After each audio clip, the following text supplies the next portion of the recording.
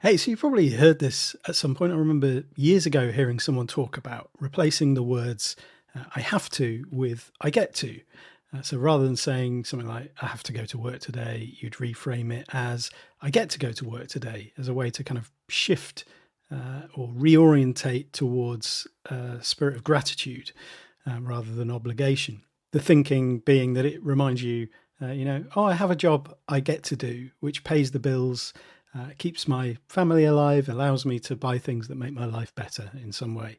And it's quite a helpful little contextual tool to tuck up the sleeve for times where you're maybe in a bit of a slump or filtering everything through a lens of burden or obligation, spinning the perspective to see what something is giving you rather than what it is taking from you. I saw someone share the saying earlier this week, the only difference between a good day and a bad day is your attitude. It's one of those phrases that you kind of hear and you're like, yeah, okay, that's nice. But you give it a second thought, no, that's ridiculous. I think the kernel of truth at the heart of it is that, the way that we think about things can have an impact on our experience of them. It reminds me of that Henry Ford quote, whether you think you can or you think you can't, you're right. And ideas like if you think you're beaten, then you are. I can think of many examples, actually, of times that suggest these are not universally true. There's many times where I've thought that I could, but I was wrong. For reasons that sort of transcended my mindset. It wasn't just because I thought I couldn't do something or thought that something wasn't going to be possible or thought that someone might do something that they ended up not doing. It wasn't just a mindset thing. It wasn't just an attitude thing. Real, tangible, material, situational and relational reasons mean that things don't go the way that you might want them to. And there's times when I've thought that I've been beaten, and it turns out I wasn't. And of course, there are times when these do hold true as well. When belief seeps away, despite the possibility of a different outcome, of a favourable outcome. And that lack of belief can impact the level of commitment or the energy that you put into changing the course of events. But the difference between a good day and a bad day could well be some kind of life-altering event. It could be unexpected news, excruciating pain, the actions, words and decisions taken by somebody else. Whatever you say, these things do impact the quality of a day. And also, if every day is good, then no day is good because there's no contrast between that, a normal day, and any other day. We become passively indifferent to the things that go on around us. So that would be, I don't know, a recipe for disconnection from any sense of meaning, surely. I've long found positive thinking a tricky terrain to navigate. Over the years, I've read a lot of books on personal development and psychology, productivity and stoicism and all sorts of kind of personal philosophies.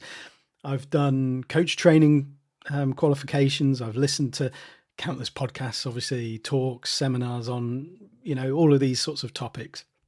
And while there's loads that I've learned through these things and loads that I kind of put into practice in daily life, there is something that nags at me as well, especially when I encounter simplistic references like the only difference between a good day and a bad day is your attitude, which is the kind of thing that you often hear in these circles. Because objectively, no, like mindset, attitude and the way that we think about things is not the only thing that impacts our day. As much as we might like to think that we have that much control, we don't and we won't. And I don't think it's even desirable if we want to live an engaged and meaningful life. Of course, we can choose our response to the things that turn a day on its head, but that doesn't require us to say, well, it's still a good day if I put a smile on and pretend that it's a good day. I think I would probably describe that as pathological positivity. I've just finished reading a book called As a Man Thinketh by James Allen. It's part of a project that I'm doing where I'm looking at the history of self-help through the ages, really. And this is often cited as an early inspiration for the genre, written in 1903. And it explores the power of thinking, of thoughts on our sense of well-being, on our reality and that kind of thing. And I think the book contains a few solid ideas amidst quite a lot of potentially alarming ones, especially when it's kind of plucked from the context of James Allen's other writing. And I'm going to get into all of this properly soon when I start sharing this project. But it's a reminder of some of the, I guess, underlying principles that we might find in self-help that, rather than being freeing to readers and practitioners, can actually find themselves kind of more weighed down by a burden of shame. And to come back to that little shift from I have to I get to, it's quite a good example of something that can slip from, a tool for everyday gratitude to an emotional obligation, aka toxic positivity. And this might happen if we start to maybe superstitiously believe that our thoughts dictate our reality. So rather than letting ourselves think normal things and feel the things that we feel, we start to suppress that stuff instead and start to think of that as the cause of potential issues in our life. We live by injunctions to stay positive, to look on the bright side, to see struggles as opportunities. So it doesn't necessarily sound like suppression. It doesn't sound like kind of edicts that tell you shouldn't be doing this, you should be doing this. It doesn't sound like a rule because it's dressed in colourful positive language. And this is kind of linked to what Byung-Chul Han describes in The Burnout Society, one of his books, as the shift away from kind of external disciplinarian control, which sounds like you must do this or you should do that or you have to do this in order to live correctly. Rules from teachers or parents, priests, politicians, God. And then this shift more towards an internalized achievement-based system where we become both the worker and the boss of our own lives. We're taught to become brands, entrepreneurs, marketing managers of ourselves. And without an external authority to push back against and even resent, we sort of carry the injunctions within us. We've got to be passionate. We've got to find a sense of purpose, be aligned, optimize ourselves, and be glad that we get to do all of that stuff at the same time. And so our pushback and our resentment turns inwards onto ourselves rather than having this external figure that kind of works as a symbolic figure in the priest, in the parent, in the teacher, whatever it is. And we might then reach further into the self-help hole on a quest for healing from the pain that comes from the dissatisfaction that we might be feeling as a result of our attachment to this system of self-surveillance and endless progress. As Byung-Chul Han writes in his book Psychopolitics, the imperative of boundless optimism even manages to exploit pain. Thus, the famous motivational speaker Tony Robbins has written, when you set a goal, you've committed to CANI. You've acknowledged the need that all human beings have for constant, never-ending improvement. There's a power in the pressure of dissatisfaction, in the tension of temporary discomfort. This is the kind of pain you want in your life. And Han says, now the only pain that is tolerated is pain that can be exploited for the purposes of optimization. I think we see this today. We feel this, that endless can, the drive to constantly strive, to improve, to grow, to better ourselves. To what end? Well, none. It's never-ending improvement, as stated, a permanent state of temporary discomfort. So what happens when that sense of choice, you get to rather than you have to, isn't really a choice at all, but this kind of command wrapped in motivational language and positively spun and internalized? This might be where freedom itself becomes a kind of performance that is anything but freeing. Writing about his time in Nazi concentration camps in Man's Search for Meaning, Viktor Frankl talks about the way that we think and the thoughts that we have without romanticizing mindset or peddling positivity in this kind of way. Even as he wrote the now famous words, or the sentiment behind the famous words that have been paraphrased over the years, we who lived in concentration camps can remember the men who walked through the huts, comforting others, giving away their last piece of bread. They may have been few in number, but they offer sufficient proof that everything can be taken from a man but one thing, the last of the human freedoms, to choose one's attitude in any given set of circumstances, to choose one's own way. This is quite different from saying the only difference between a good day and a bad day is your attitude. We're talking about attitude, but it's a very different way of approaching it. We can still choose the way that we take in any given set of circumstances. We don't change whether or not the day is good. We just retain some element of human choice, human dignity, which can't be taken from those who might be out to humiliate, to destroy, and to make our lives miserable. So this is a political act. It's a radical form of resistance in the face of dehumanization. And again, I think it serves as a good counterweight to what some may read in As a Man Thinketh by James Allen, where he writes things like, all that a man achieves and all that he fails to achieve is the direct result of his own thoughts. He kind of, embraces these sweeping absolutes. And if taken literally, this is to diminish the brutality of circumstances beyond the control of an individual based on fortune. And if taken more metaphorically, where he's kind of talking about making peace with circumstances and retaining the last of the human freedoms, as Frankl later described, this nuance is possibly too subtle to be of value when too many people would interpret it literally. So when ideas with this kind of moral absolutism become memefied or tattooed or printed on fridge magnets, they spread and are stripped of context and end up kind of reinforcing this toxic responsibility culture, where anything less than thriving, anything that looks like, suffering, is framed as a failure of thought hygiene, a failure of your ability to think in a good way. Another example is suffering is always the effect of wrong thought in some direction. It is an indication that the individual is out of harmony with himself, with the law of his being. Now, there are different ways of thinking about that and approaching it and interpreting it, which we will kind of get into. I'm going to do a deeper dive on James Allen's,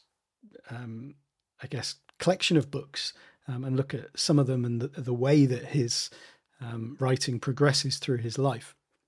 But this is, the core text. This is his most famous text, As a Man Thinketh, and these ideas definitely get taken out of any kind of context in that sense. Whereas Frankl doesn't agree that suffering is created by the mind. He suggests that in circumstances where it is avoidable, it may be endured meaningfully. He says that suffering is not necessary in order to find meaning, but that meaning can be possible despite unavoidable suffering. Very different. He illustrates this with a story of an elderly doctor who comes to see him, and he is consumed by grief after the death of his much-loved wife. And, Frankl talks about how, he doesn't try to reframe this pain away with positivity. And instead, he invites the man to consider the suffering he's spared his wife by surviving her. And this brings some kind of comfort to the man, to think that actually him going through this rather than her is meaningful and something that he can kind of connect with. And so the loss is obviously not erased, it's not denied, but he finds some meaning within that inevitability. And so we see that his suffering is obviously a testament to his love for his wife, not an error of mindset, but there is also meaning that can be teased out of his relationship with his wife and that very specific situation, which requires Frankl to know him and to know what is kind of required in terms of the questions he might ask and the way that he might approach this kind of search for meaning. So Frankl's approach isn't about denying pain through positive thinking, but about honouring it by asking, whether it might connect with something meaningful to that particular person. He says, I could not change his fate or revive his wife, but his attitude could be changed towards his unalterable fate inasmuch as he could at least see some meaning in his suffering. This kind of meaning is not imposed from the outside. It's not written into some kind of, everything happens for a reason, or good can come out of bad things narrative. Rather, the meaning could be unraveled within the contours of the actual experience and from within that man's relationship with his wife in particular. Frankl is also clear that the meaningful thing to do when suffering is avoidable is to remove its cause, be that psychological, biological, or political. So this is not a call to attitude as the cure-all, the salvation of everything. It's an invitation to face reality as it is, including grief and loss, and to search, if necessary, for the meaning that comes within it, but ultimately to say, do you know what's causing this suffering? Okay, let's stop that. It's like the serenity prayer. Grant me the serenity to accept the things I cannot change, the courage to change the things that I can. And it's that bit, and then the wisdom to know the difference between the two. So these two approaches to thoughts and mindset feel quite different. Alan might be interpreted as blaming thoughts as the source of suffering. Frankl explores thoughts as a source of meaning within the suffering, but not as a way to deny the suffering itself. Alan attributes prosperity and success to right thinking, whatever he means by prosperity and success. Frankl observes how attitude can illuminate meaning, which can reignite a person's spark in life. This is why Frankl is radically different from a lot of self-help, despite having been cited by many authors in the genre. He doesn't deal in the language of prosperity, success, or even happiness. His terms are freedom, responsibility, and meaning. And where Alan implies a kind of moral control over circumstances, Frankl accepts the mysteries of fate. Things happen, things you can't control. They have a big impact on life. And so he offers meaning not as an escape from suffering, but as a light that can sometimes appear in its depths, a light that may exist within the suffering that we can find a way to locate and tease out in ways that matter to us, that make sense to us. So perhaps for James Allen, this framework of inner causality offered a way to find meaning in his own early hardship. He had a tough life growing up. But when this is applied universally, it kind of risks collapsing suffering into personal failure. It says, well, you're suffering. Ultimately, it's your responsibility. And it kind of turns meaning into magical thinking when you kind of flip it to the other side as well, where prosperity and success are the result of good thinking. The implications of taking Alan literally in this sense might be that we start blaming the poor, the oppressed, the traumatized for their situation, suggesting that victims of violence, illness, exploitation have their own faulty thinking to blame. And it encourages emotional suppression, hyper-individualism, and shame, because the more ubiquitous and accepted this kind of way of thinking, this philosophy gets, the less safe anyone would feel in admitting things are going badly for them, because that's a sign of their own moral failing.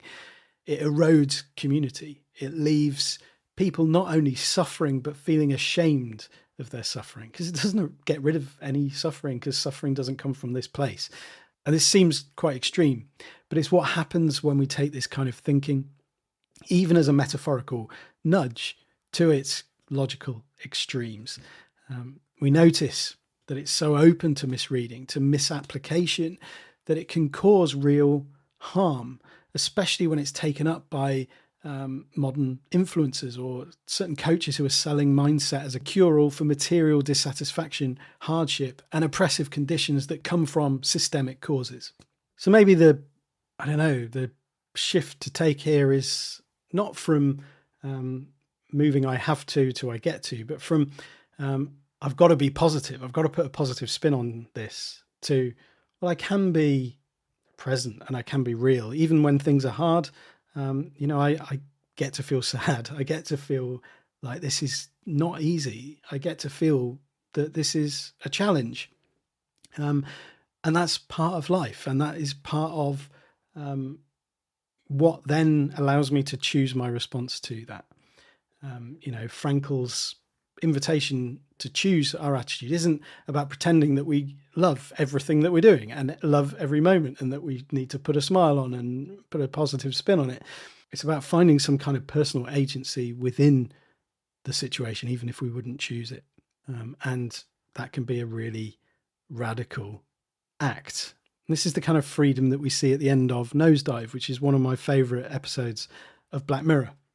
Not necessarily a favourite to watch as a point of enjoyment, but yeah, I love the message of it, where Lacey, the protagonist, lives in a society governed by a social rating system. So every interaction that the characters have is basically assessed by a social rating. So you get your phone out after you've finished talking to someone, or you've bought something in a shop, and you rate that interaction on the app.